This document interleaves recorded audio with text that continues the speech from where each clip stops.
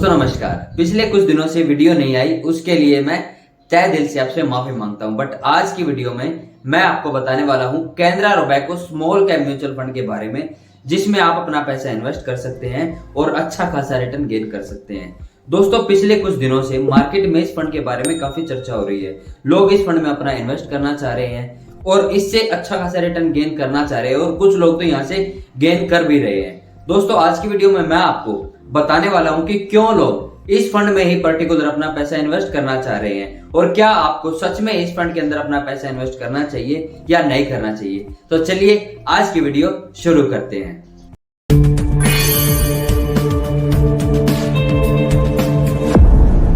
Canara Robeco small cap fund की बात की जाए दोस्तों, ये एक डायरेक्ट प्लान है जिसमें आप अपना पैसा इन्वेस्ट करते हैं। ये आपके द्वारा इन्वेस्ट किए गए पैसे को भारत की स्टॉक मार्केट में लिस्टेड सबसे छोटी कंपनीज में इन्वेस्ट करता है।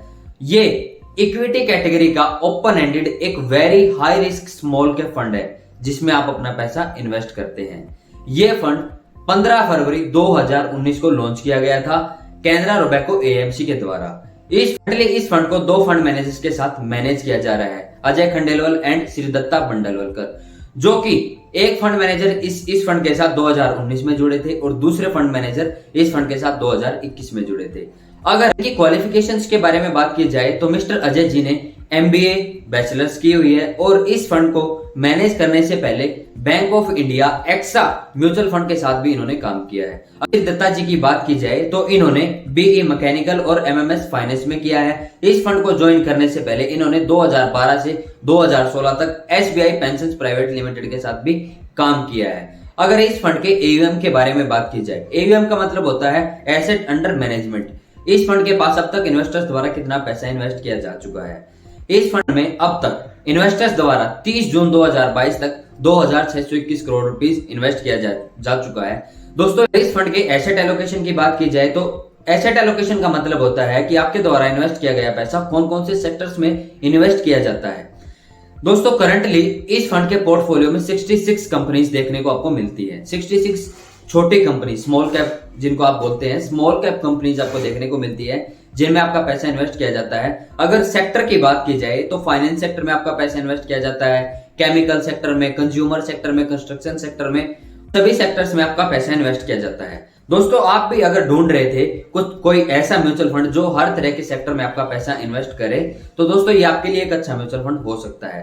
अब बात आ जाती है इन्वेस्टमेंट के बारे में कि आप इस फंड में किस तरह से इन्वेस्ट कर सकते हैं। यहाँ पे आप वैसे तो 3-4 अलग तरीके हैं जिसके थ्रू आप अपना पैसा इन्वेस्ट कर सकते हैं। ये डायरेक्ट प्लान है, लेकिन हम सिर्फ दो ही डिस्कस करने वाले हैं, एसआईपी और लमसम।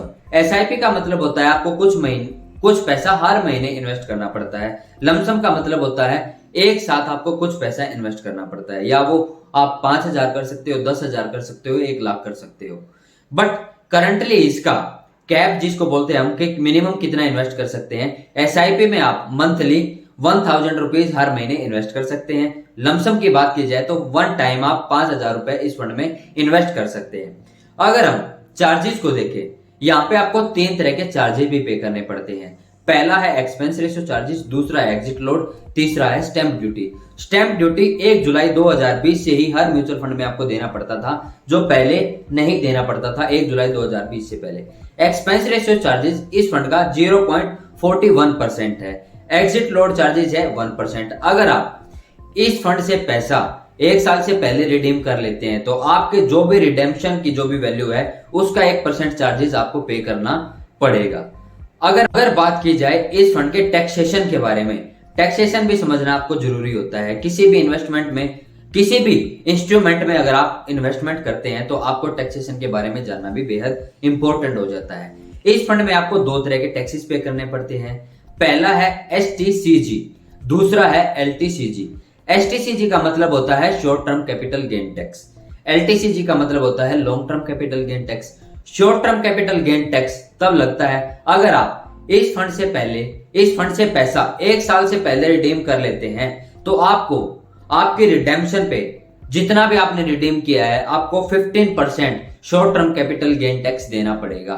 अगर आप इस फंड से 1 साल के बाद पैसा रिडीम करते हैं तो आपको 10% इसका long term capital gain tax देना पड़ेगा। अगर आपने प्रीवियस ईयर यानी प्रीवियस फाइनेंशियल ईयर में 1 लाख से ऊपर गेन किया है तो ही आपको ये गेन के ऊपर 10% टैक्स भी पे करना पड़ेगा।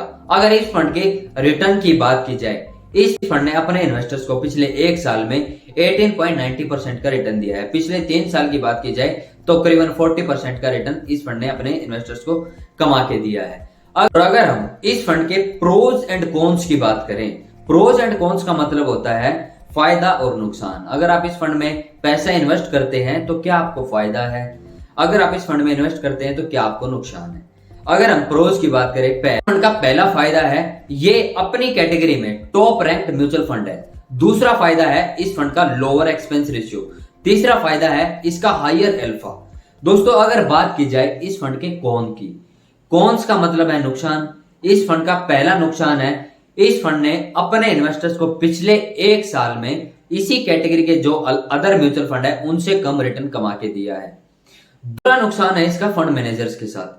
दोस्तों ये मेरी नजर में हो सकता है ये मेरे को एक ड्रॉबैक दिखता है, आपकी नजर में क्या पता ना भी हो, क्या पता आप इसको नजरअंदाज कर दो, बट मैं नजरअंदाज नहीं कर सकता क्योंकि अकॉर्डिंग टू मी इस फंड का जो दूसरा श्री दत्ता जी है, फंड मैनेजर हैं श्री दत्ता जी, उन्होंने 2012 से 2016 तक एसबीआई के साथ काम किया, बट 2016 के बाद 2019 में सीधा ज्वाइन इस फंड को किया है। ये 3 साल का गैप कहीं ना कहीं मेरे को खटक रहा है, मेरे को ये थोड़ा ड्रॉबैक लगता है, शायद आपको ना भी लगे। दोस्तों ये अपनी अपनी समझ होती है, किसी भी इंस्ट्रूमेंट में अपना पैसा इन्वेस्ट करने से पहले लोग अलग अलग तरीके से सोचते हैं। तो मेरा ड्रॉबैक यही है, मेरे को लगता है कि ये 3 साल का जो गैप है वो थोड़ा ज्यादा मेरे को खटक रहा है। बाकी आपका आप देख सकते हो, ये आप कंसीडर करो या ना करो। तीसरा नुकसान है ये एक very high risk mutual fund है। इसमें आप अपना पैसा इन्वेस्ट करते हैं तो आपको यहाँ पे रिस्क भी काफी ज्यादा बियर करना पड़ता है। रिटर्न तो आपको अच्छा खासा देखने को यहाँ पे मिल जाता है क्योंकि स्टॉक मार्केट में लिस्टेड जो छोटी कंपनियां रहती है, जब भी मार्केट में फ्लक्चुएशन अप डाउन होती है तो सबसे ज्यादा नुकसान इन पे होता है, इनका होता है। और अगर मार्केट में अपवर्ड है या अप ट्रेंड है तो इनका फायदा भी उसी टाइम ज्यादा इंक्रीज हो जाता है। तो यहाँ पे आपको रिवॉर्ड एंड रिस्क दोनों देखने को मिल जाते हैं। तीसरा नुकसान ये था। अगर बात की जाए कि लोग क्यों इस फंड में अपना पैसा इन्वेस्ट करना चाहते हैं, दोस्तों करंटली सभी लोग रिटर्न की ओर देख रहे हैं कि वो चाहते हैं कि हमको अच्छा खासा रिटर्न किसी भी इन्वेस्टमेंट से मिल जाए या कहीं भी अगर ना अपना पैसा इन्वेस्ट करे तो वहां से हमको अच्छा खासा रिटर्न मिले। दोस्तों ये फंड अपनी कैटेगरी में अच्छा परफॉर्म कर रहा है। करंटली ये इस कैटेगरी का नंबर 1 म्यूचुअल फंड है, इसीलिए लोग इस फंड में अपना पैसा इन्वेस्ट करना चाहते हैं। उनको लगता है कि इस फंड में हमको ज्यादा रिटर्न मिल सकता है, इसीलिए लोग इस फंड में ज्यादा पैसा इन्वेस्ट करना चाहते हैं। इसीलिए मार्केट में इसकी काफी चर्चा हो रही है। बट मैं आपको बता देना चाहता हूं सबका स्टाइल ऑफ इन्वेस्टमेंट अलग होता है।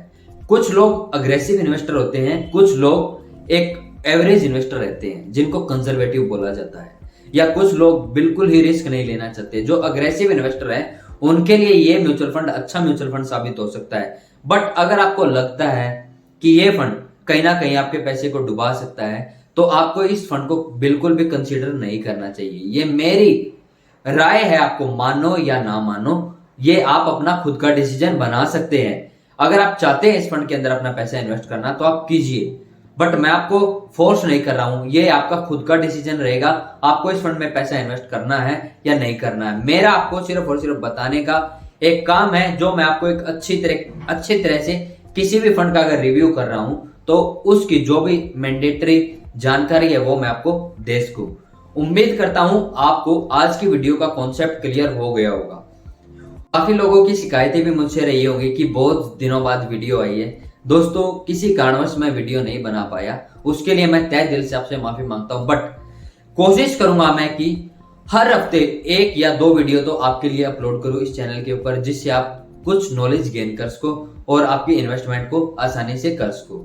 दोस्तों आशा करता हूं आज आपको वीडियो पसंद आई होगी। अगर पसंद आई है तो वीडियो को लाइक करना। अगर आपको लगता है कि ये वीडियो आपके किसी रिलेटिव या फ्रेंड्स के काम आ सकती है तो आप वीडियो को शेयर करना बिल्कुल भी नहीं भूलना। और अगर आपको ऐसी ही इंफॉर्मेटिव वीडियोस चाहिए हैं तो आपके इसी चैनल को सब्सक्राइब कर लेना और सब्सक्राइब के साथ साथ बेल आइकन दबा के ऑल नोटिफिकेशन ऑन कर लेना, जिससे जो भी नई वीडियो आएगी इस चैनल के ऊपर उसका नोटिफिकेशन आपको सबसे पहले मिलता रहेगा।